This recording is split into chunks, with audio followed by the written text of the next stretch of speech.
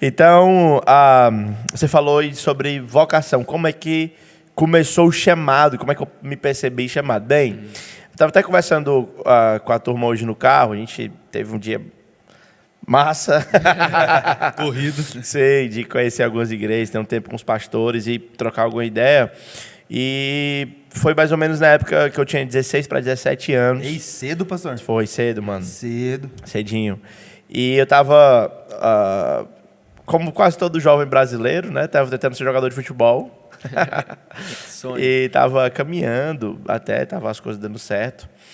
E chegou uma época em que eu tinha que escolher entre assinar um contrato que havia sido proposto para mim. E nós finalizamos aí o primeiro semestre daquele ano. Joguei o campeonato sub-20, havia feito um bom campeonato e tinha a possibilidade de me tornar, assinar o primeiro contrato profissional.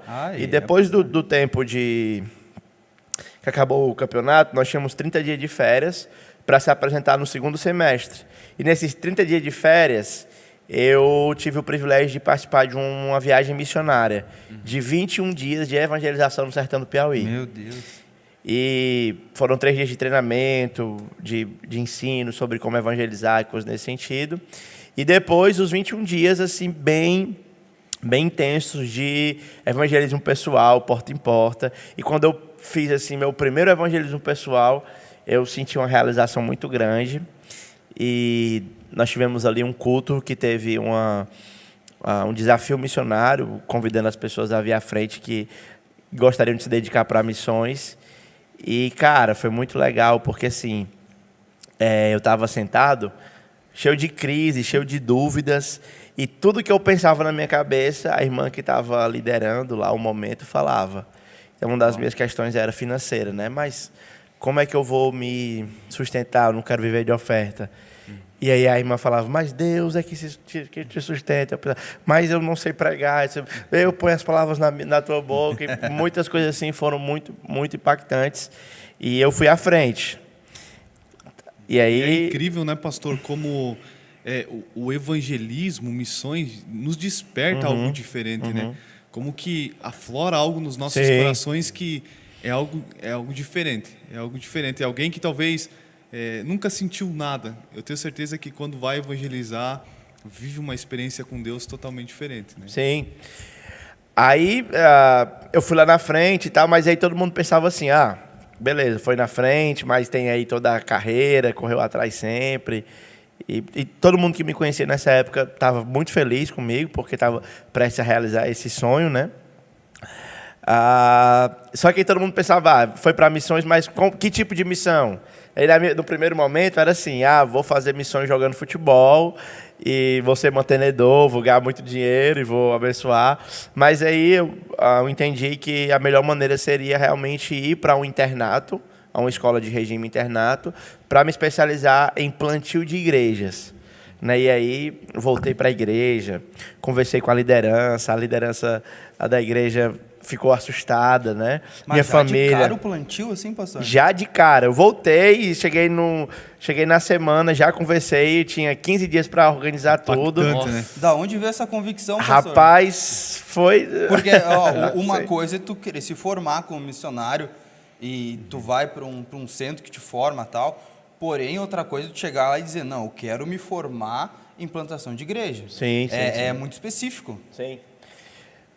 Pois é, macho velho. Aí...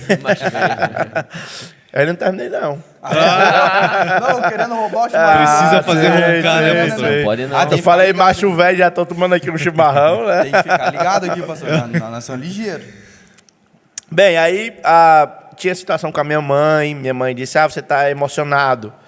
A igreja também estava emocionada. Disse, gente, é o seguinte, eu sei que eu estou convicto, eu quero ir, mas eu não vou sair em rebeldia com a igreja, nem vou sair de casa com rebeldia da minha mãe. Então, só saio de casa com a bênção da minha mãe. Eu disse, mãe, é o seguinte, eu estou disposto a ir, a senhora vai orar para ver se realmente é o plano de Deus. Família cristã. Sim, minha mãe, meu pai não, mas minha mãe sim. Ainda hoje a gente está trabalhando com meu pai nesse processo, mas minha mãe sim.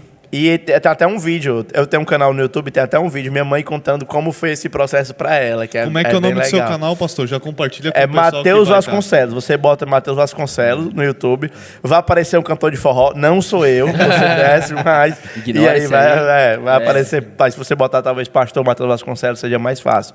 Mas assim, eu não alimento tanto o canal, são mais pregações, coisas nesse sentido que eu faço um vídeo esporadicamente, né? Eu sou pastor local, então não tenho tempo para poder trabalhar com eu gostaria, né? Mas quem quiser seguir, fique à Fica à vontade já para poder curtir, seguir também o Sim, Instagram, pastor. Sim. Quiser divulgar suas redes sociais agora também para o pessoal No final a gente divulga, Pode ser. Agora terminou, pastor? Terminei. Tá bom. Aí, o que aconteceu? Minha mãe foi, 2 dias depois ela voltou no quarto e falou, eu lembro que uma vez, na época eu passei a adolescência um pouco desviado, cheguei de madrugada de uma festa e ela orou a Deus dizendo que me entregava na mão dele e agora Deus estava me chamando, ela estava sendo um empecilho, então ela me abençoou, a igreja também decidiu que iria me enviar e assim eu fui. E a coisa engraçada é que no dia que eu assinei minha matrícula no curso de plantação de igreja, era o dia que eu ia assinar o meu contrato. Mesmo dia? No mesmo dia. E na hora que eu assinei, eu estava muito emocionado, e a secretária lá da instituição falou, né? Aí eu expliquei para ela o contexto, e ela também se emocionou, foi um momento muito legal. Então você já entregou o Isaac cedo, pastor? Na hora. Na hora, não deu nem tempo de desfrutar um pouco 15 do Isaac dias, ali. 15 dias. Teve que faquear o homem. 15 dias, 15 Sonho dias. ou missão? Então foi um tempo assim de muito bom para o meu coração, e aí eu entrei lá no seminário. Foram 6 meses em regime internato, estudando, e depois eu já fui para o campo para servir como plantador de igreja, para abrir um trabalho do zero. A ideia lá era eram trabalhos pioneiros. Então, para vocês entenderem, mais ou menos assim, não tinha nenhuma igreja e não tinha nenhum crente. A ideia era começar um trabalho literalmente do zero. E foi um tempo bem legal. Formar uma igreja dos novos convertidos, no caso. Sim. E aí, tentando trazer um pouco de base de orientação, não só para quem está ouvindo, isso são alguns dos critérios que eu geralmente uso para trabalhar identificação de vocação. O primeiro critério é o do desejo. Então, Paulo, escrevendo a Timóteo na primeira epístola, no capítulo 3, vai dizer que o ministério é algo que deve se almejar. Certo? Então, é importante que a pessoa deseje. Segunda coisa tem a ver com o reconhecimento da igreja local, certo? Então, é importante que todo ministério, toda vocação, ela seja confirmada por pastores, por irmãos mais velhos, mais maduros, que percebam essa vocação. Imponham as mãos também, né? A gente vê com Paulo e Barnabé. Sim, mas aí seria mais num processo de confirmação, assim, no sentido de consagração, num momento específico. Mas eu estou falando mais de um processo em que eles veem que vem o terceiro passo, né? Algo gradativo. Sim. Tá, sim. Entendi. Que o terceiro passo tem a ver com os dons, os meus dons são compatíveis com o tipo de ministério? Porque, por exemplo, eu gosto de cantar que só. A gente viu no começo até uma palhinha, né? Deu uma palhinha. Mas eu sei que por mais que uma igreja confirmasse e gostasse de me ver cantar, eu sei que os meus dons não são compatíveis com o ministério da música. Ok. Entende? Ok. Então, tem que ver esses 3 critérios, eu acho que são bons. E geralmente o jovem, né, o cristão, de modo geral, que está nesse processo de descobrir vocação, ele está lutando em uma dessas esferas. Ou ele está lutando na esfera do desejo, ou ele está lutando na esfera da igreja reconhecer essa vocação, ou ele está lutando na esfera de desenvolver as habilidades necessárias. É um ministério. Pergunta, pastor, a necessidade também não pede? Muitas vezes, tipo, no caso a pessoa observou a necessidade da igreja local? Sim.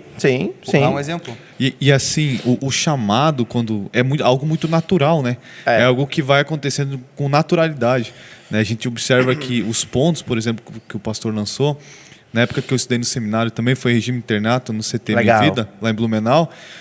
Grande parte do pessoal que estava lá, eles relatavam essas experiências que o senhor trouxe para nós hoje, né? Ali da ideia do desejo, da questão também dos irmãos, ver que essa pessoa é uma pessoa vocacionada ao ministério, né? E aquela ideia também da busca, da perseverança, de querer entender qual que é o propósito que Deus tem para as nossas uma parte vidas. importante é você entender para o que Deus está lhe chamando e É. o que é necessário para que você exerça aquilo que Deus está lhe chamando. Por exemplo, Deus me chamou para o pastoreio.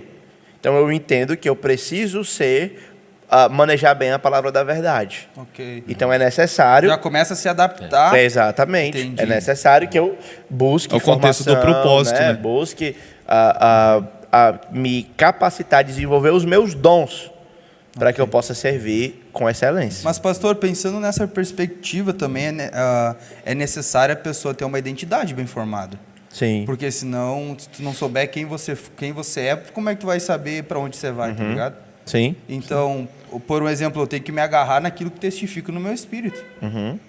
Tá me entendendo, pastor? Então, Que isso aí vai na esfera do desejo. aí entra Eu o desejo. colocaria na esfera do desejo. Entendi. Então, Que seria cada a confirmação tópico tem mais suas interna. ramificações. É a confirmação interna. Mas, de novo, a confirmação interna ela pode ser um tanto quanto subjetiva.